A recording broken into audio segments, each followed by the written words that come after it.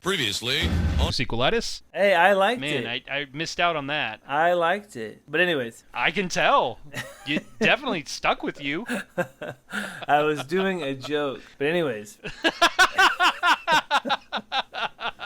If you don't get my joke, then you don't get it. But it was a joke that combined No, two. I got it. I get the joke. Hey, everybody. Welcome to Sequelitis. Welcome to Sequelitis. I'm Matt. And I'm Manny. And we are back. We're quarantined and we're back. You're at home. We're at home. Everyone's at home. You guys are listening to us. We can't hear you because this only goes one way. So one-way podcast. This is your one-way ticket to hear what two guys think about a bunch of old movies.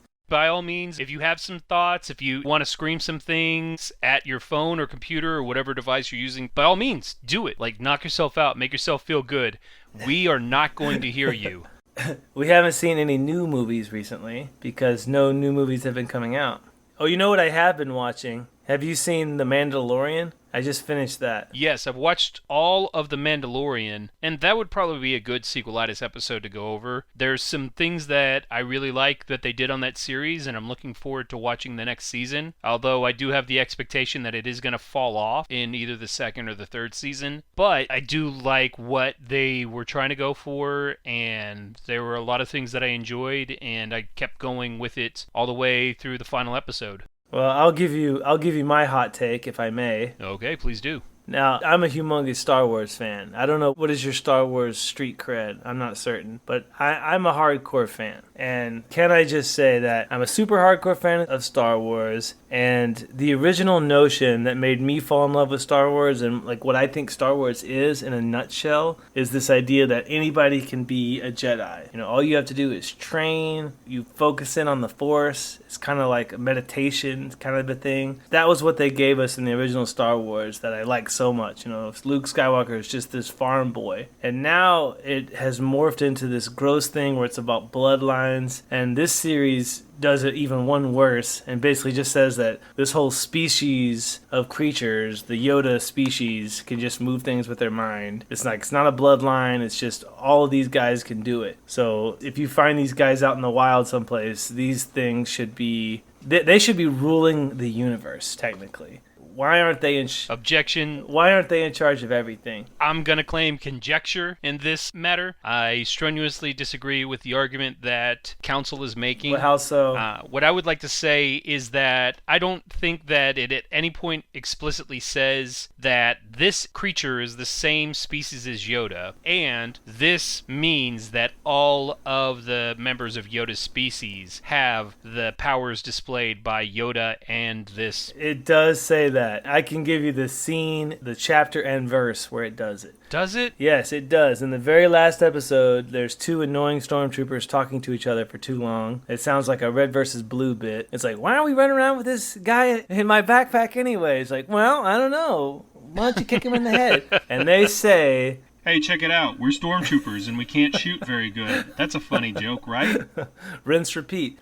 And then one of the lines of dialogue they say in that scene that this is a species of creatures that can move things with their minds. They say that, which makes it canon, in my opinion, because they put that in the show.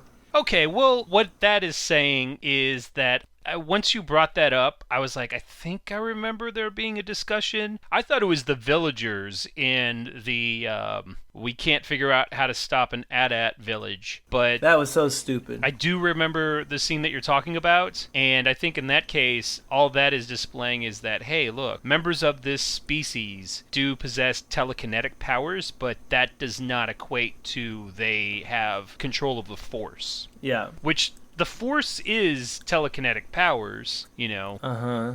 Just, they've never spelled it out exactly as such, but yeah, that's what they are. It's just a matter of the intensity. Well, anyway, long story short, the show is shit, and it does not break any new ground. I hated it. I do not understand why people are going nuts for The Mandalorian. It's shit. It's trash. It doesn't make any sense. It gets worse as it goes along. And that one episode with Bill Burr, that was unfucking believable. Oh no, that was the worst episode. How bad that was. That was an episode that almost made me quit the show.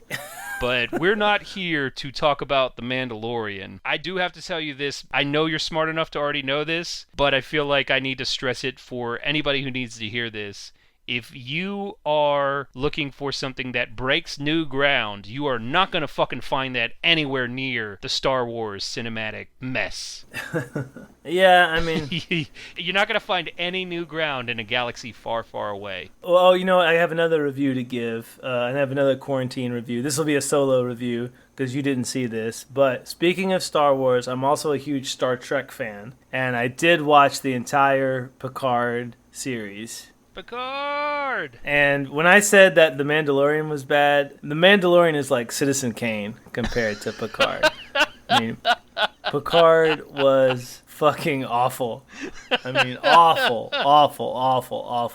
Unbelievable. I mean, there's scenes... I was watching those overly long Red Letter Media reviews just because it turned me on how much they did not like that show, and they just kept being like, well, in Star Trek, they would normally do this, but on Picard... I was trying to convince Manny to, like, hate watch it with me just so that we could, like, make fun of it while we watch it, because I knew it was going to be that bad, and it was. Oh, well, you didn't pitch it as that, though.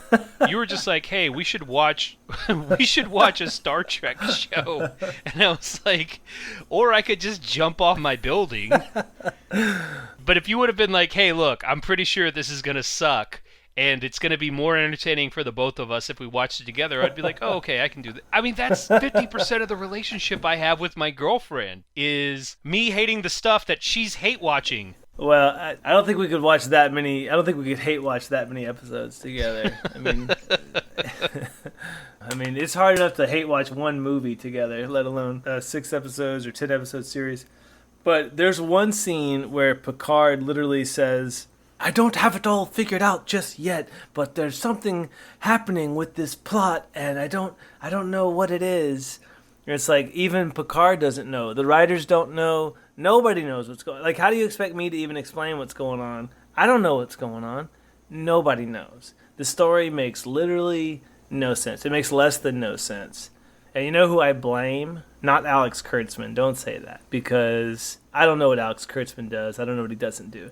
Donald Trump. No, I blame... You blame Donald Trump. No. We all blame Donald Trump. No, I blame Brett Spiner, the actor who plays Data. Because everybody knows that the best thing about the Next Generation is Picard and Data and their relationship. And even though I know the guys on Red Letter Media don't care for their relationship, but I love it. And if it was just those two guys running around as their old characters doing some Star Trek shenanigans, I would have loved it, or I at least would have watched it. Been like, okay, you know, it wasn't so bad. But Brett Spiner is such an asshole. He tells the writers, he tells everybody, I refuse to undo what they did in the last Star Trek movie where Data dies. Data has all these other brothers and stuff. They saved his brain. There's all these clones of him. They easily could have took his brain, put it in his brother B4's body or his other brother Lore's body, or they could have created a new body for him. Or they could have just said, you know, here's a new Data that's just like the old Data. You know, whatever. I mean, it's science fiction. You can bring the guy back. Or Brett Spiner rather, refused to do it that way. And instead, he came back only as like a dream. And then he came back as himself in like the 9th episode, like old ass Brent Spiner, and he was like a human character. He's the Bill Murray of the Star Trek universe. Yeah, at this point. He knows everybody loves him. He knows that this is the only way for him to make a paycheck, but he just refuses to come back and play a character that everybody loves to see him play, and a character that everybody loves. It's all Brett Spiner's fault. So that's who I'm going to blame. He's going to refuse to make any new Star Trek as Data, but at the same time, he's going to go on to voice Marmaduke in the 3D animation adaptation of the horrible comic strip. Well, I have no comment. I don't know anything about that. But yeah, I just wanted to give my review. Picard is trash, and the only reason I watched it is because they gave away a free month of NBC All Access, so I checked it out. But it was god awful. But Mandalorian was much better. Mandalorian was watchable. You could watch it and then kind of pick it apart and be like, you know what, this is stupid. You know, at the end of it.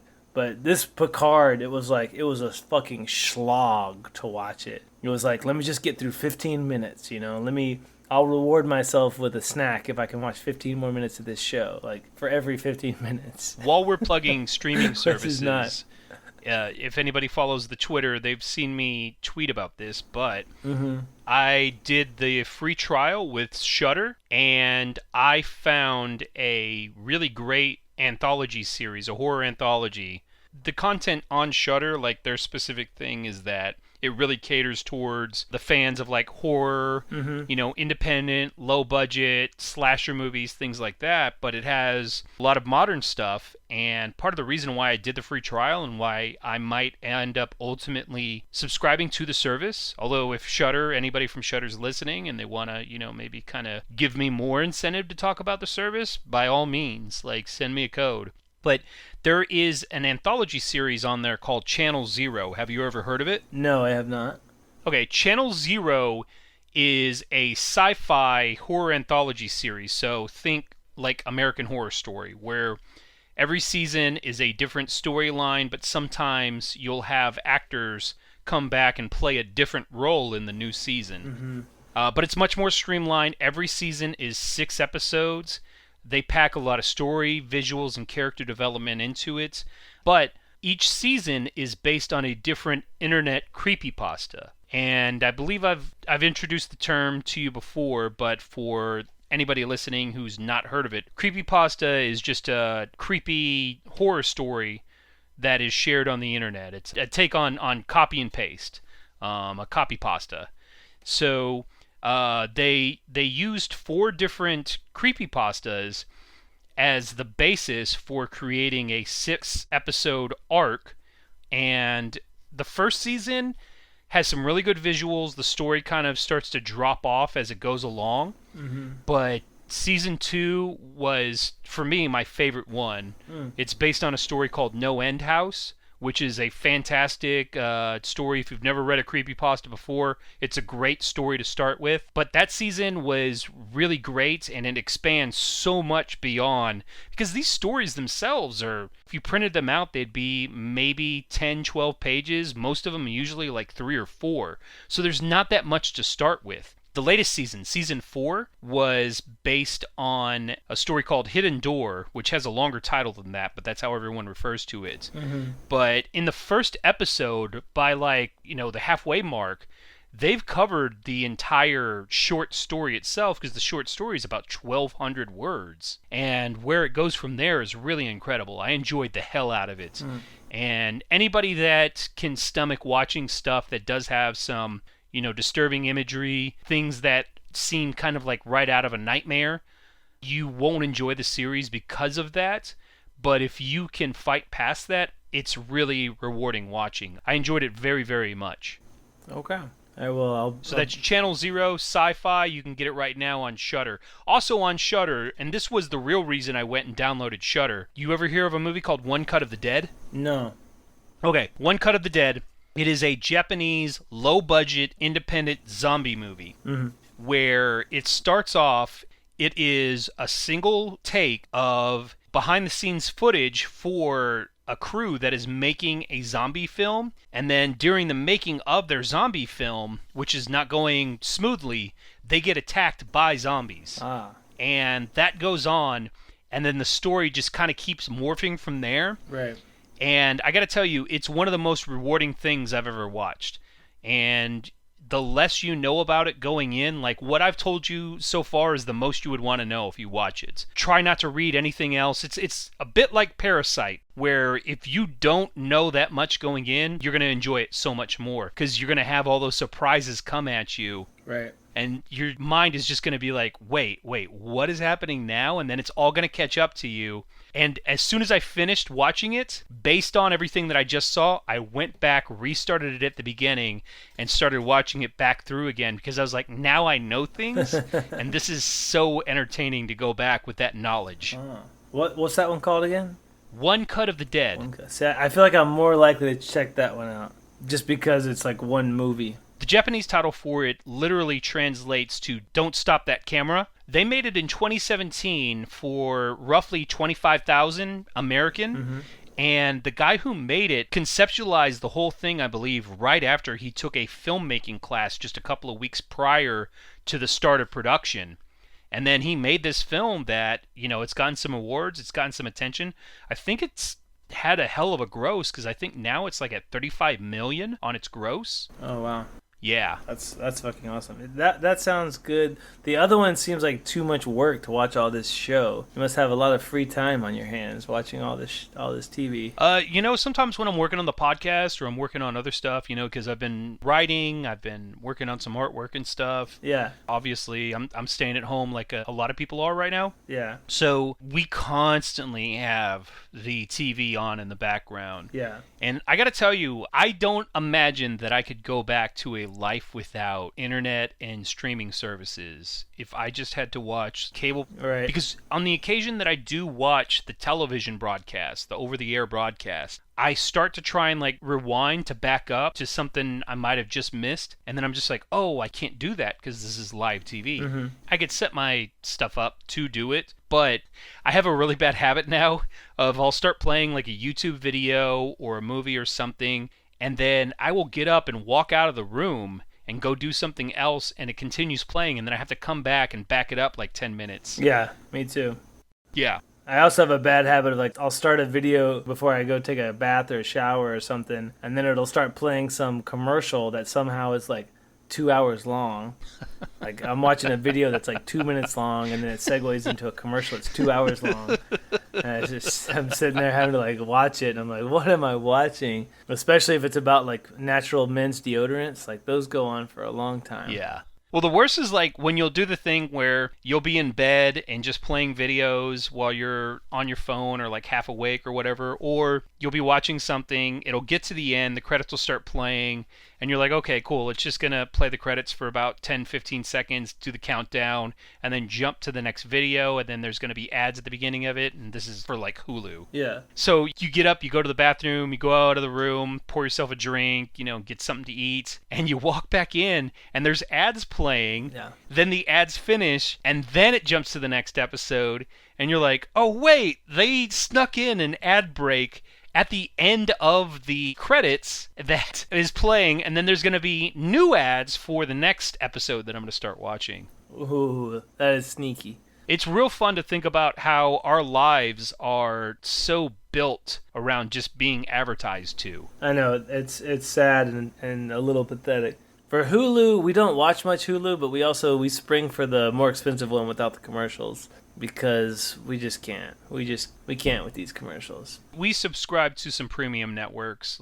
We had HBO on there. Eileen really wanted to watch new episodes of Stars, so she signed up for Stars, which I had gotten Stars last year. And the reason why I got that was so I could watch American Gods. First season of that was really good. Mm-hmm. I really enjoyed the Neil Gaiman novel. The second season of that they changed showrunners, I believe, and it just went right off of a cliff. It was almost like a Game of Thrones kind of thing. Oh, really? I never saw Game of Thrones. I know people like that. Yeah. I haven't seen that one. Imagine all of Star Wars compressed into 8 seasons of television, basically. A New Hope all the way through Rise of Skywalker. That's what Game of Thrones is, essentially. That is a frustrating show. You think you're mad about Picard. Let Picard waste 8 seasons of your life on its bullshit. And then you'll start to understand just the frustration of somebody who's just like, why did I start watching this goddamn show? Well, we got Disney Plus, and I'm actually really happy with how cheap it is. $6.99. That's a fantastic price. And I like having access to all the older Disney properties. They've got DuckTales on there. They've got all these 60s movies. They've got stuff that I like Swiss Family Robinson and Old Yeller, Pollyanna. They have all kinds of old Disney stuff, and having the Marvel stuff is cool. Star Wars in 4K looks really nice, I must say. You know what else they have? They got some of that Darkwing Duck. Yeah, I watched a few minutes of that. I watched a little bit of that X-Men. Dude, X-Men, the animated series, is the best thing if you get baked before you go to bed. Wolverine is so racist in like these weird ways where they can get away with it because he's usually yelling at aliens. But yeah, God, that show is so funny. And I remember when I first started watching it back, I don't know, I was probably 12 or 13, and the X-Men were relatively new to me. And all of a sudden, there was an animated series along with like the Sega video game and stuff. It was a great time to be alive. But going back and watching that now as an adult, I'm like, wow, this is like really trying to take some heavy stuff, but then they're just like, well, this is for kids, so how can we make this seem heavy, but also dumbing it down so that, we feel like kids can understand it. Watching it now, it's like, no, like, I definitely got what this was about when I was a kid. You can see it now as an adult, and you're like, this is all so hilarious because it's done in such a way that's real hammy and melodramatic. Yeah, I was going to say that. It's fun. It's a blast. I was going to say melodramatic. And another thing I remembered about X-Men, and correct me if I'm wrong, but I remember it seemed like the story would jump wildly out of like context from one episode to the next. It's like if you were trying to follow some kind of like grandiose story, like, oh yeah, not only was there not a grandiose story, but like they would just dramatically change like who was in the X-Men and who wasn't, and they would just hop around in time, it seemed like, and it was like so confusing to try to keep up with it. No, it wasn't just episode to episode. It was scene to scene. Sometimes you'd be sitting there watching, and I try to view everything as what was the writer trying to accomplish with this episode. And then I start looking at, did the director's vision match up with the writer's? Did the actors kind of all seem to be together with a similar unified vision? But, with X-Men, it's just a matter of, what the fuck was the writer thinking when they wrote this? And there will be scenes where you'll watch like two characters fighting, and then all of a sudden one character is like in a different room, and the character they were fighting is like, hold on, I can't lose you right now. And you're like, wait, when did they become friends? What is going on? All of a sudden somebody else shows up. There's a great series of episodes in, I think, season 3. Yeah. Where Apocalypse starts kidnapping a bunch of psychics from around the world, but there's also time travel going on at the same time. Mm-hmm. You watch this episode, and it's just like, wait, what is going on? And it's even more fun when you're high because all of a sudden you take a different perspective on things. You start paying more attention to stuff that isn't as important when you're sober and feeling normal. And at the same time, like, everything is moving a little bit faster than you can really keep up with. And so you kind of go in and out of like what's happening because every time you have a new thought, you get fixated on that. And then you look up and you're like, oh, wait. Now Cable's there. Well, isn't Cable a weird name? Like, Cable's a thing. And you start going on a different logical thread. Man, there will be times where I'll look up and then I'll think in my brain, I'm like, okay, Wolverine is going to throw a guy through the wall. And as I'm thinking that, Wolverine just charges in, throws a guy through a wall, and says like some crazy one-liner, and it's the funniest fucking thing in the world. And Wolverine's an asshole who has just 2 goals, being left the fuck alone and trying to score with Jean Grey. I remember I loved the voice actor who played Wolverine in that. I felt like that was like the best. Like the way that dude would voice Wolverine, like, to me, that's my Wolverine. Like, I love Hugh Jackman as Wolverine too, but that dude, his voice, like, just... And the guy who played Gambit, I love that. Oh my god, Gambit. If I had to guess, I would say the issue with X-Men is the fact that they're probably writing stuff based on certain comic books, and in the comic books, I guess they change around, like, who's in the X-Men and whatnot. Who do you think of being, like, the core members that are always there? You think of Cyclops, Jean Grey, I would say half and half. Like, I could imagine her not being there. Beast, I'd like him to be there. Wolverine, of course. Professor X. And then in the series, they always had Gambit there. Rogue, Gambit. Yeah, Rogue. But characters like Beast. Fucking Jubilee. Yeah, Jubilee sucks, though. But sometimes... Yeah, Jubilee sucks. Yeah, dude, she's the worst. Fuck Jubilee. Yeah, it's like, I can cause a celebration. It's ridiculous. It doesn't make sense. It's stupid. Like, they're fucking firework powers. Get the fuck out of here. There's even an episode where she's trying to like demonstrate her powers, and all she can do is like make a little firework. Like, that's literally it. Oh, I thought her power was getting abducted and making everyone have to come and rescue her. Yeah, because she can't save herself because she can't do shit. Yeah, exactly. Yeah, she sucks. And I'm so glad she wasn't in the movies. Like, as soon as they revealed that they kind of gave Rogue the Jubilee role and Jubilee wasn't in it, I was like, oh, they're on the right foot with this. They really know what they're doing with these movies. Yes, speaking of, I was looking through my movies the other day and I realized that I have X-Men Dark Phoenix. I didn't realize that I had that. And then I had a friend that was asking me to put it on. He was like, oh, have you seen this? I was like, oh, yeah, I've seen it. It sucks. And then we put it on and I was like, you know what? I haven't seen this. Like, I watched like 5 minutes of it and I was like, oh, this blows. And I just never I never finished it. And so that was another movie that I watched like 10 minutes at a time. I got to about the 45-minute mark, I think. But that is a real piece of shit, that Dark Phoenix movie. Like, wow. Like, how honest... Oh my god. I don't know why. My girlfriend wanted to see that movie. And we ended up taking a flight somewhere and she borrowed my laptop so she could watch the movie. And then she didn't get to finish it because of the flight. And yeah. I was just like, why is this something you want to watch? The last X-Men movie, X-Men Apocalypse, was terrible. Yeah. It was so bad. Yeah. And I remember sitting with her and the trailers would come on for Dark Phoenix and she's like, we got to go see that. And I was like, but it looks bad. And she goes, no, I know it looks bad, but I got to go see it. And I was like, I don't understand why. Like, you have only so much time on the face of this earth. And part of the way you're going to spend that time is by watching this fucking movie. Like, what's going on? I guess it's kind of up there with the fact that I wanted to go and watch Terminator Dark Fate, even though I knew it was going to be as bad as it was. Exactly. But it was specifically because I had to see for myself how bad is this. And then I knew that I was watching it because you and I were going to have a conversation about it, and I think we had a very funny conversation. You know what I still don't... But she doesn't even have a podcast, so it's like, why do you want to see this movie? Who are you going to talk to about it? I'm not going to watch it. I know. At least we can talk trash on the internet and people can listen to it. But you know what I still don't understand about the Dark Fate movie is how is it different than Terminator Genesis? Like, isn't it the exact same movie? Well, no, because I don't get it. Terminator Dark Fate, which is the 6th installment, is actually a sequel to Terminator 2. But wasn't that Genesis also? Terminator Dark Fate, Terminator Genesis never happened. Emilia Clarke is just some bitch from Game of Thrones. But all they did was take all the Terminator elements, slap a vagina on it, and put it in a blender. Like, that's all they did. And they did that twice in a row. You don't understand. Now, all the heroes are women.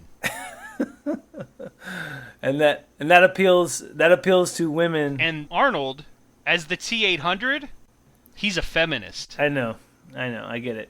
But he believes women can shoot guns too. But I mean, do we still believe in the old idea that guys more or less like action movies and girls more or less like romantic comedy kind of movies? Is that still an okay thing to think or say? Is that remember that movie My Big Fat Asian Wedding, or what was it called? My Big Fat Greek Wedding or Crazy Rich Asians?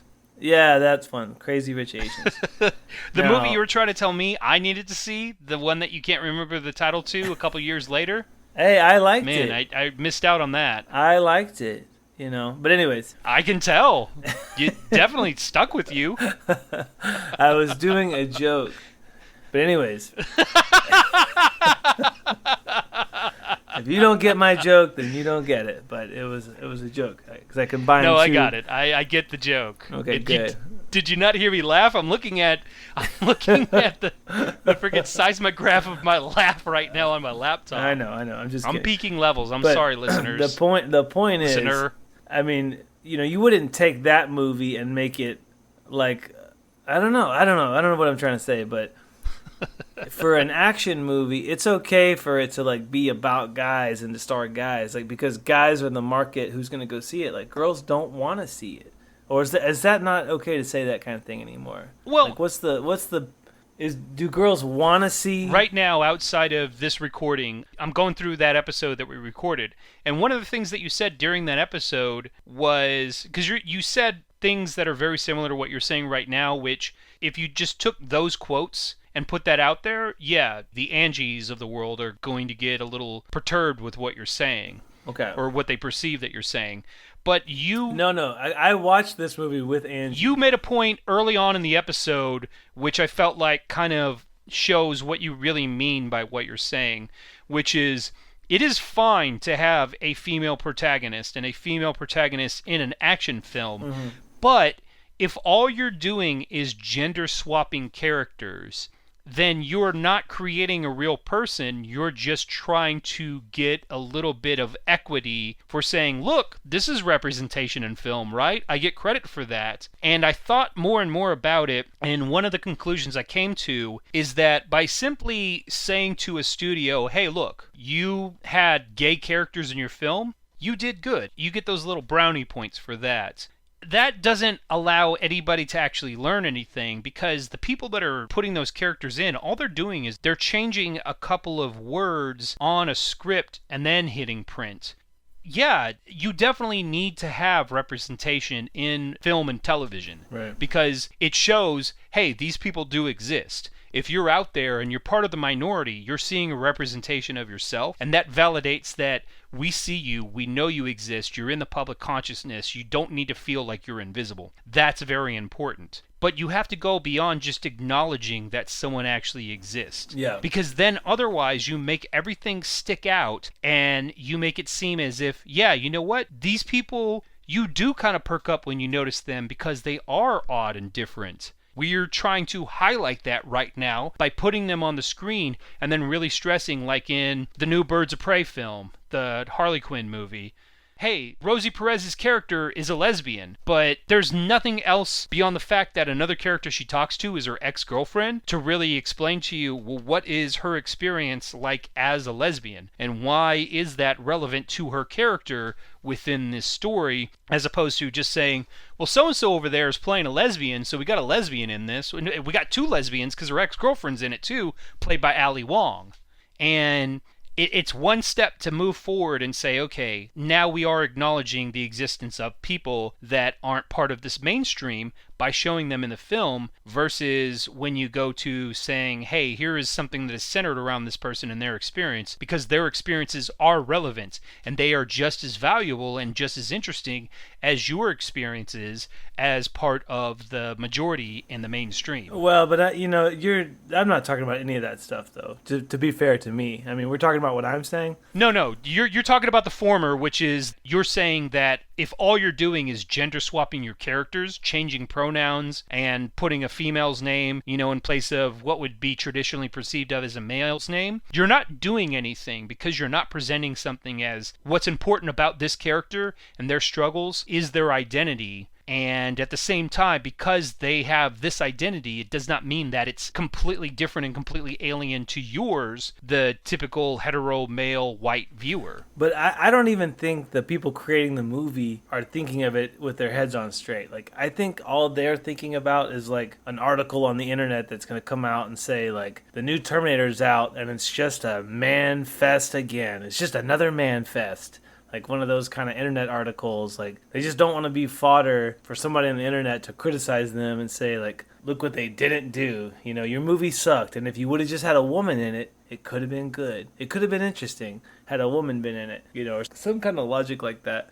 But more what I'm talking about is demographics. I don't want to get too political because I don't even want to hear your opinion at all. But like, how they talk about Thanks. Demographics? I appreciate it. No problem. You know exactly what I mean. But how they talk about demographics? Like, they'll say things like, all black people like Joe Biden and all Mexican people like this candidate. You know how they do that whole weird thing? Or they'll say, like, all... Yeah, you generalize a group of people. You just basically lump them all in as which is... thinking the same, which is not true. Not all black people like Joe Biden. Yeah, which is fucking ridiculous. And in voting, it's exactly the same as in watching movies. Do they still think of things in terms of, like, men go see action movies movies and women go see romantic comedies? Like, do they still think like that? Or do they use the same... I believe it's a lot more nuanced now than it was back when you and I were kids. Yeah, okay. I think everything catered more toward a very exclusive interest and perspective, and that's why you have so many films from a time period that are basic variations on different high-quality canon films, essentially. That's why you have, actors who are extremely limited in their talents, like Sylvester Stallone and Arnold Schwarzenegger and Jean-Claude Van Damme, but they have a great physicality, and they had such successful careers, whereas now, it's not about that. You do have Chris Hemsworth, who is, a big, chiseled, strong guy, but outside of his role in the Avengers movies, he's not somebody that it's just like, okay, every summer he releases 2 or 3 films and they absolutely rake in the first 2, 3, 4, however many weekends just based on their star power. It's not like that. Right. You have Ryan Gosling in the early 20-teens was extremely hot in terms of his box office viability. Yeah. And now I'm trying to think of the person who would be now. Shia LaBeouf? But it's so much different now. I'm not going to say that it's so much better, but I think that because of how fragmented the viewing sphere is, and it's going to be even more fragmented after coronavirus, that it's not all based on monoliths of the box office. And this is the time of year when these types of movies get released, and it's these names that are at the front of them. Now it's a lot more different, and everything is a lot more splintered, where they have more kind of niche audiences that they can really rely upon. I mean, it keeps everything from becoming one big monopoly, which is kind of ironic to say in the face of Disney owning fucking everything now. Yeah, and I think Terminator is such an interesting case study because the first 2 movies are good, and because the universe, quote unquote, that they set up in the first 2 movies feels like a big universe. It feels like there's lots of stories to tell in this big, big, big universe. And here we are 6 movies later, and we're still spinning our wheels about John Connor and Arnold Schwarzenegger and Linda Hamilton. And it's like, where's this big universe at? It's like it's totally dwindled. It's tried to grow, it's dwindled, it's fallen apart, it's been rebooted. And that's the problem with Star Wars, too. Going back to what you were talking at the beginning, is Star Wars is so difficult because it has chosen to just focus on this small cast of 5, 6 characters and then their offspring, and just how those new characters are just repeating a lot of the same beats as the old characters did.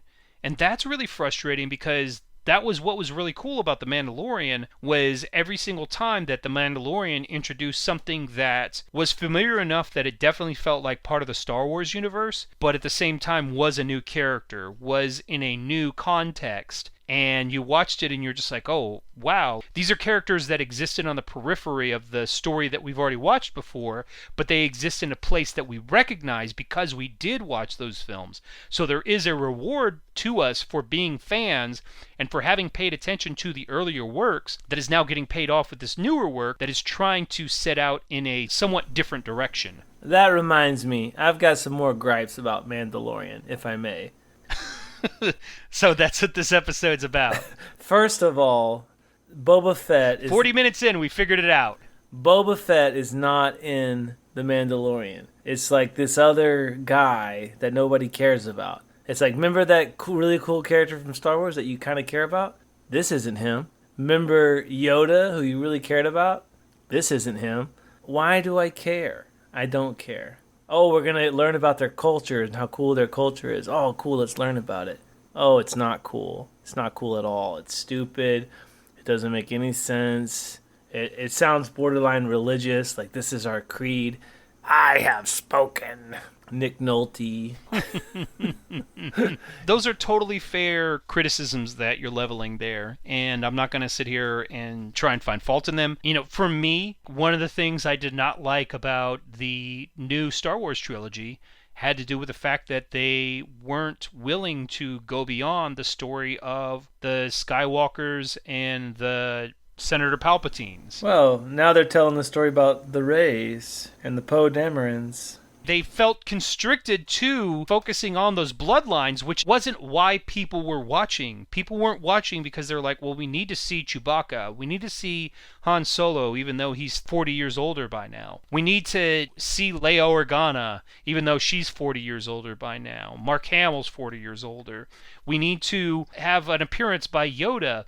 You don't need those things. The universe that was established already has more than enough material to go out there and mine. For all its faults, like Solo, that was one of the things that it did try to do. That was a movie that really did not have a lightsaber in it. I know that Darth Maul showed up, but you could easily cut that out, and it's the same film still. And it tried to go to some different places. It did too much fan service by doing the Kessel Run and bullshit like that, but, you know, you did see these glimpses of this dystopian universe that you knew existed. That's in there, the Kessel Run?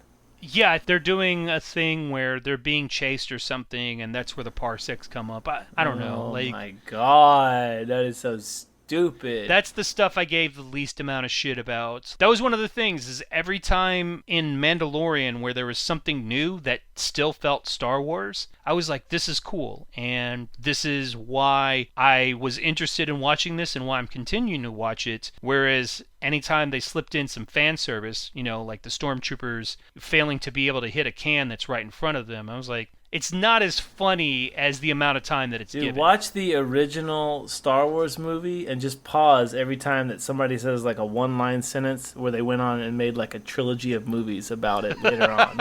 Or, you know, like one part they're like, oh, he fought in the Clone Wars. Like, oh, he did? Like, oh, boy, they're going to make some movies and some bullshit about that. Tell you what. There's going to be an entire fucking 5-season series. Yeah. But to the credit from a lot of the things I heard is it's actually pretty good. So, again, like if you're making a spin-off that creates new characters that exist within this world, and they have storylines that do or do not connect back to the original story, but it's still compelling and entertaining nonetheless, it's entertainment. That's why you're doing it, so people are entertained. Well, I'm not entertained just because you're referencing something that I'm aware of. I know there's people out there that love that, and those are people that either can't pay attention and or they're just dumb, you know, and they can't focus on anything else. They can't grasp any other ideas. But my thing is I don't care if it's a character I've heard of or not. I want to know, is this somebody who's interesting and compelling to watch? Is there things happening that are making me interested and compelling me to watch further? Yeah.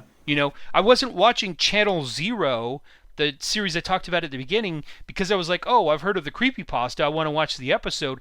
I was watching it because they had interesting characters whom I'd never heard before, going through interesting experiences that I found fascinating. Well, whenever I am watching something like Star Wars, like I'm not trying to think how many sequels can they make of this. Like, especially if I'm watching like Empire Strikes Back or Return of the Jedi.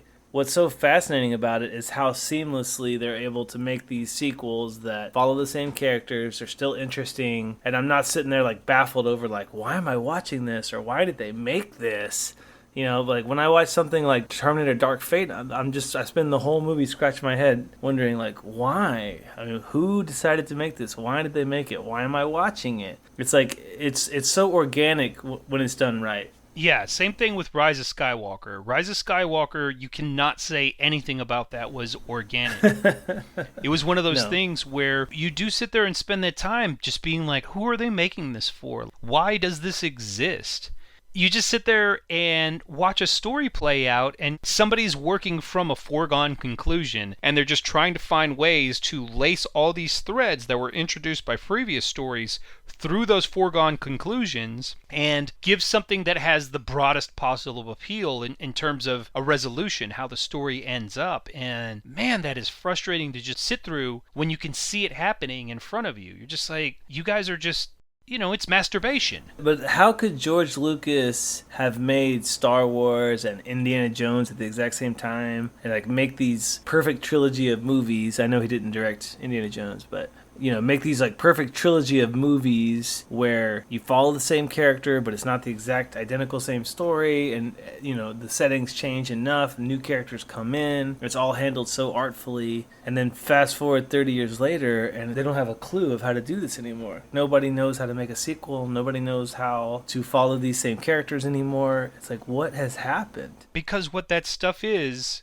it's cinematic hubris. That's what it is. It's this whole operation to where it says, we've worked out the calculations, and based on the actors that we have involved, the names that are attached to this in terms of director, producer, writer, that when we plan to release this, the runtime, they have all these formulas worked out where they say this movie the projections are say it's going to make $600 million, $700, $1 billion based on those, and so it's worth the risk of spending $300 million in the production and then another $250 million on the marketing for it, because even if they end up mostly breaking even on the movie, as long as they've got the merchandising and all the product tie-ins, the advertisement, the money that's going to come back in that's unrelated to the box office sales, as long as they've got that, then they're fine. All right. Another thing that I did want to bring up is we were trying to kick around some bad movies to watch the other day, and there's this really bad movie I've been trying to get Manny to watch for a long time, and he wanted me to lay out like a formal list of like all the things that I like about it, or whatever that's worth for a bad movie. But it's this movie called Class of 1999. It was made in 1990, and this thing used to come on HBO like when I was between 8 and 10 years old, and it's kind of a Terminator ripoff movie. What's hilarious about it is it's about these teachers that get replaced at this high school by these like killer Terminator robot teachers. But what's crazy about the plot line is that the high school has been taken over by gangs, by these two rival gangs. I'd have to look up the names of them, but I remember it was like the Black Hearts was one of them. It's got a real vibe of Escape from New York to it, where the school... That's what I was going to say. Yeah, the school is situated in the middle of like what is hostile territory in this dystopian future version of Seattle. Yeah. I do know some plot details about it. It's just... I've yet to see the kind of things in it that really cause you to be an acolyte of this film. But I think if I did watch it, I would get what appeals to you about it. I'll give you the full formal list. You hit one thing right on the head, the Escape from New York. This movie feels like a lost John Carpenter movie, and I think there's a lot of movies like that out there. And there was another one that I was going to bring up too that also kind of feels like a lost John Carpenter movie. But it's like, this is a movie John Carpenter could have made like in between Escape from New York and, A Funny Thing Happened on the Way to China, or whatever that other Kurt Russell movie was. Big Trouble in Little China. Yeah, I know. I was joking. And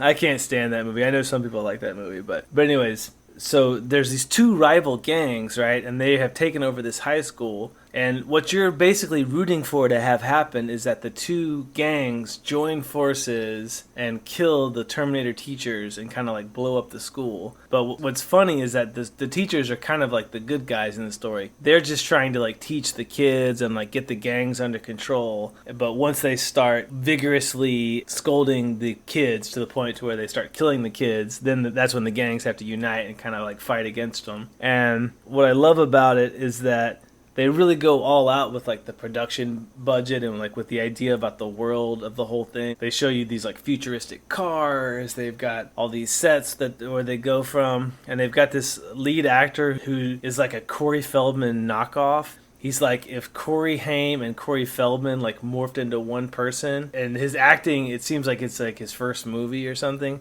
It's not that he's bad, it's just that he seems so like amateurish, like so unseasoned. It's kind of charming in a weird way. And I like the movie because they try really hard with the effects. They've got famous actors in there like Andy McDowell. Malcolm McDowell? Yeah, Malcolm McDowell, that's the name. Malcolm McDowell, Stacy Keach, and Pam Grier. So the movie obviously has some kind of a budget. It's just funny because it's like a Terminator ripoff. It's not something that I can now like watch and still enjoy the same way I did when I was 10 years old, obviously. But another thing that made me reminisce about the movie was that I saw it on HBO when I was 10, around the same time that I saw other movies like Gleaming the Cube and Monster Squad and Toy Soldiers, and like a lot of movies that once the DVDs started coming out, I realized like these movies weren't coming out on DVD, and it added an extra layer of like appreciation for it. It's like, you know, you can't even get Class of 1999 on DVD. So finally, when that finally came out years later, I went out and bought it. I was like, oh, Class of 1999, I haven't seen this in 10 years. You know, like, oh, this movie's so cool. And then, you know, obviously you go back. Wait, so are you telling me that you didn't spend an entire semester of college working on a project where you were doing a DVD transfer of Class of 99 from a Laserdisc, a Japanese Laserdisc? They only had an Australian Laserdisc of Class of 1999.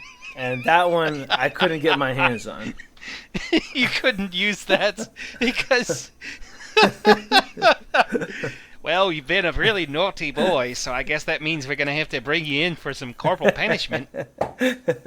No. Not sure if I sound more New Zealandish than I do Australian, but good day, mate. No, when I looked into it, they had an Australian DVD of it, actually, to be more precise. But it had like a weird editing thing on there to where they had edited it down or something. Like it was like the PG-13 version or like the PG version or something like that. But it caught my eye because it wasn't available. You know, also, like, did you ever hear of or see Gleaming the Cube? No. The Christian Slater movie where he's like a skater. He's a skateboarder, and he's got this adopted Vietnamese brother, and his brother gets murdered, and so he has to, like, this time he has to skate. Like, usually he just skates because he's like a fucking punk, but this time he's got to skate for justice, and like he puts on all of his skater gear and he goes out and like skate fights all the bad guys, like. And there's another movie, Prayer of the Roller Boys. Oh my god! And this one pairs really good. See, Prayer of the Roller Boys pairs good with Gleaming the Cube, but it also pairs good with Class of 1999. So it would be like a perfect double feature. Like Quentin Tarantino famously does this thing where he like gets his friends together and like makes them watch double features. Like, if I had that kind of pool, like I can't even get Manny to watch one movie while he's drunk, but if I had the kind of pool that Quentin Tarantino has... Well, that's because we both get distracted. It's not because I'm like, fuck you, Matt. We're not that good of friends. It's because we start, like, just dicking around, and then you're just like, hey, you want to go to the store and get some food and walk around? And I'm like, sure, what the hell? We're not watching anything. I know, I'm easily distracted. I'm the worst. But anyway, Prayer of the Roller Boys is this other futuristic movie, and this one's cool because it stars Corey Haim in it. He plays this kid in this future world. Oh, it's the same. It has the same background as Class of 1999. There's like this future drug that everyone is using that the gang members are also dealing. Like that same plot line is in Prayer of the Roller Boys too. But in Prayer of the Roller Boys, he's clean. Corey Feldman is clean, and there's this gang of guys that all wear roller skates and white, long, flowing white robe jacket things. And they skate around, and they say, Day of the Rope, Day of the Rope. And you're wondering, like, what is that? What's the Day of the Rope? Whoa, sounds intimidating. I know, it's frightening. He gets into the gang. The cops stop him, and he works out a deal with the cops where he's like, okay, I'll infiltrate the Roller Boys. And so he starts working for the Roller Boys. He starts dealing the substance, and he's in the gang. And then that movie has a tighter, like, plot structure, I would say, than Class of 1999. But they're both just epically bad movies. Just stupid, bad. They take place in the future, but it's like this lame future that with a set design. Even though they try, it still, like, really falls flat on its ass, you know? It's like bad filmmaking. But those are some movies, like, if we were watching bad movies, that's what I would pitch. Wow, they sound incredible. I know. And they're terrible, you know? They're bad movies. Well, obviously. Class of 1999, though, you can actually see that for free on Vudu. All you have to do is watch it with the ads. So what I was going to pitch to you, you know, we could sit here and we could watch it on our computers. We could talk bad about it. Okay. You know, we could drink heavily, obviously, while we're doing that. Record a live commentary, and then the listeners, if you guys want to, you could go find this movie. You could watch it along with us and laugh at it. So once again, that's Class of 1999. That's the one about the Terminator teachers that are killing the rival gangs that are going to this one high school in this militarized zone where you're not allowed to bring your guns to school. So that's Class of 1999. Well, and from what I understand, Class of 99 is a sequel to a movie called Class of 84? Yes, Class of 1984, which is like a reference to the George Orwell novel. But that one I never saw, in all honesty. Yeah. And it's not a sequel in terms of like anything is like similar. It's just has the same name. Okay, so it doesn't continue on the same storyline, but I think it is the same writer and or director. Correct. Yeah. I think that was his kind of gimmick, because like 1984 was good for the George Orwell, and then 1999 was good for the turn of the century kind of a thing. Okay. Have you ever heard of a movie called Solar Babies? No, it sounds awful. What is that? Well, because you started talking about Prayer of the Roller Boys and then Gleaming the Cube. Yeah. And I was like, okay, so all of these like 80s era skater movies. Yeah. And Solar Babies, I've never seen Solar Babies, but I learned about it from the podcast How Did This Get Made? Mm-hmm. And that is another one of those dystopian future with a very young cast, and there's rollerblading, roller skating, something like that involved. I'm in. That's all it takes? I'm in. Yeah, hell yeah. If it's future sci-fi and there's rollerblading, take my money. You got me. I'll watch any old bullshit like that. You just have some kids, have some kind of rolling device that they're on. Oh, man. Gangs, dystopian future, and some crazy new drug that everybody's hooked in.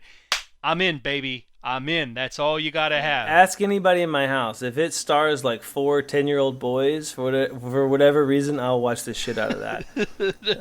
If it's some variation of Goonies with a dystopian future and or rolling child's device that they can ride on the sidewalk and or street, I'm in. Yeah, it can be modern day. I like it, especially if it has like a detective vibe to it. Like if it's like 4 10-year-old kids and they're detectives, like you might as well just put it on. Don't even ask me. And if you can't find that story to watch, you will write that story. Exactly. Someone needs to make your script.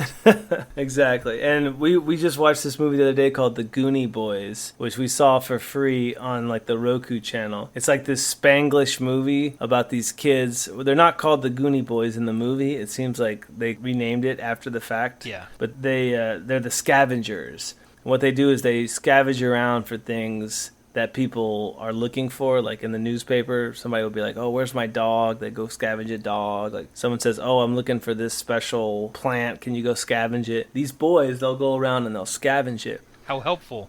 Yeah, they're great boys. What's hilarious, though, is that the whole movie is in Spanglish. So the main language of it is English, but then people will just spit off and say it like a Spanish sentence, like every scene or a whole scene will be in Spanish and there won't be any subtitles. And it's like very clearly for this like Spanglish audience, and it's very funny in that way and a little bit charming, but also kind of off-putting. Maybe the filmmakers who made it, they figured that the best way to like actually sell their film was to make something that they could claim like, hey, this is educational. This is for classes where they're trying to teach the students Spanish, and what we're going to do is every once in a while, every single scene is guaranteed to have a sentence spoken in Spanish, no subtitles. The students are going to have to figure out what they're talking about. I don't think that was it. I think they made it for a Spanglish audience, which is even funnier. Like people that live in Arizona, Nevada, El Paso, like a lot of Spanglish people.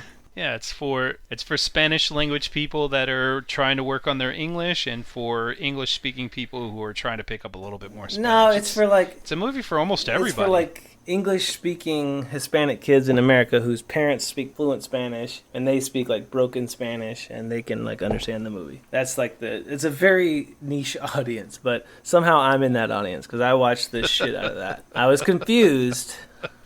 Yeah. I was like, why do they keep talking Spanish? But anyways, I say we wrap this fucker up. What do you say? Yeah, I just got to figure out a way to watch Class of 99. I'm sure it's out there somewhere. And then Prayer of the Roller Boys. It's on Vudu. Oh. It's on Vudu. You can't see Prayer of the Roller Boys. Oh, okay. That never came out on DVD. So you'll just have to telepathically broadcast the movie into my mind. Well, I have it on DVD, and I'll tell you how I got it. Because I was in a Walgreens or no, a Rite Aid. I was in Chicago or somewhere like that, or Pennsylvania, some weird place, and I was in a Rite Aid, and they had these like dollar movies, and they had Prayer of the Roller Boys as like a dollar movie. And when I looked into it, it never came out on DVD. And like when you put this DVD in, what it is it's someone's VHS copy of it, like dubbed onto a DVD. Wow. And like you can even see like the tracking lines, and I think one part of the movie it even comes up and says tracking. Wow. I bought 2 of those fuckers. I bought 2 copies, and I shit you not, last time I'm gonna look it up. You say that with way more pride than any man that is like you should have. Hold on, I'm gonna look it up. I'm gonna look up the DVD. I didn't mess around. Here. I bought 2 copies right. of this damn thing. Last time, it was well worth the investment of 2 whole American dollars. Last time I looked it up, it was worth $100 on eBay. Wow! For the VHS RIP DVD. Right, oh, 83. Right now it's on $83. Buy it now. Wow, dude. The same copy that I have. Wow. Yeah, the same one. So this is my most valuable disc, and I have 2 of these motherfuckers. I hope the people that are trying to buy that for close to $100 are not buying it because they want to watch it. I don't pray at all. I don't believe. I'm not a believer, but tonight I'm going to pray for those people. And one time I had a guest at my house. It was my roommate, her friend, her boyfriend. I don't know the guy at all. He was looking at my collection, and he was talking to me about how he used to work at Amoeba, and he was kind of commenting on my collection. He's like, "Oh, you got a lot of rare stuff in here. You know, you got a great collection." You know, he was complimenting me. And then he saw Prayer of the Roller Boys. He was like, "What the fuck?" He's like, "How do you have this movie? This never came out." And he knew the movie. He knew it never came out. And out of the kindness of my heart, I was like, "Dude, I got 2 copies. Like, if you want a copy, like, I'll give you one." And like, he was just like, "Dude, no." He's like, I can't take this off your hands. Like, this is a real gem that you have here." And he refused to take it. Yeah, that's a true story. He acted like you were trying to hand him one of your gold bars. He's like, "No, man, you don't understand what this is worth. I cannot, in good conscience, take this from you." Yeah, that's what he said. There was something funny I wanted to say in the middle of that too. Oh, when he's like, "How do you have a copy of this?" and just you like kind of doing the evil genius finger thing of being like, "I have my ways," and then you start showing him the making of documentary from your bootleg Monster Squad DVDs. With that story, so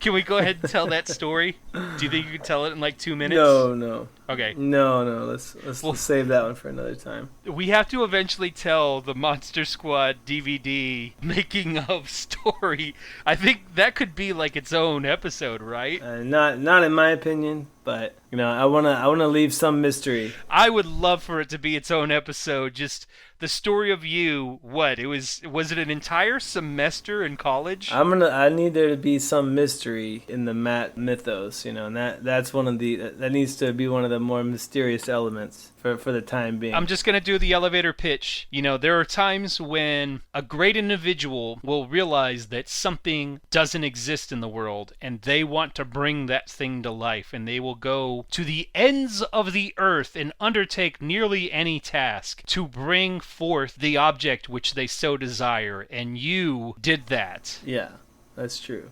And that is the Monster Squad Laserdisc DVD rip story. Yeah, well, you know, a summary of it. Well, it. Essentially, I hatched this plan because they didn't have Monster Squad. Don't tell the story. I want to save that story. We'll have an episode. We'll tell the whole story. We'll talk about Monster Squad. We'll talk about Black & Decker. We'll cover all of it. That'll be a future episode. Sound good? Nah, I don't know. I still have like scars from that whole time period that haven't fully healed. Emotional scars. I don't know how much I can get into it. The best way to deal with it, the best therapy is talking through your problems and your struggles. Your worst of times, your traumatic episodes. You're going to heal, brother. You and I are going to do it together for the benefit of our listeners. Listener, yeah, to the benefit of our listener. All right, this is Matt. I'm signing off. Thank you guys for listening. Yeah, thanks so much for listening, and please reach out to us, Sequelitis Podcast, gmail.com. Find us on YouTube, find us on Facebook, find us on Twitter, find us on Instagram. Thanks, guys. Thanks. Bye.